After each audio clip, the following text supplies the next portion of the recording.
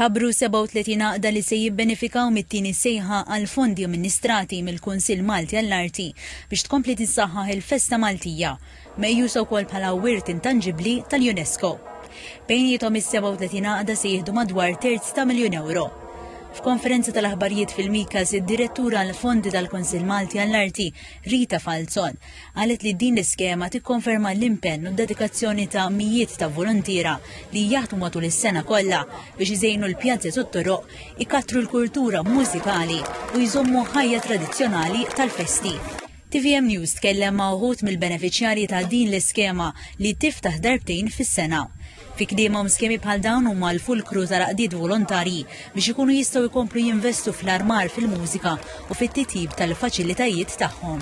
Bħala każin tal-banda aħna rawdejna anke mixiri tal-sede tagħna minn fejn qegħdin noperaw, allura diġà kienet għajnuna kbira s-soċjetà tagħna, però għajnuniet bħal daw qed ituna dik il-parti dik il-fuel biex nibqgħu għaddejjin fejn għandu x'jaqsam speċjalment mal-banda li llum tiswa ħafna eluf ta' euro kif ukoll ma' sezzjoni dak li għandu x'jaqsam mal-armar. Pratikament noqogħdu fuq il-għajnuniet li nirċievu kemm in-nies tal-lokalità.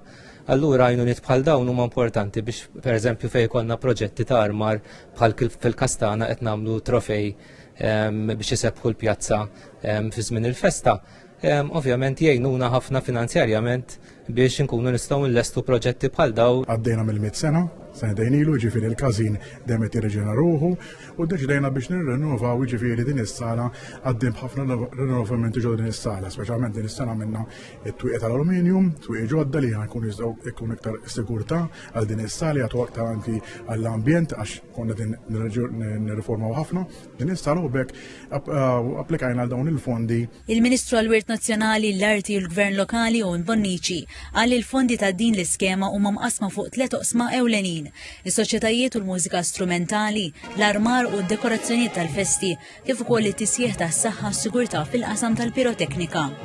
Spjega li b'din it-tieni sejħa l-taqdiet tal-festi li se jibbenefikaw matul din is-sena jitlaqa l-120 b'investiment totali li jaqbes €1,100,000.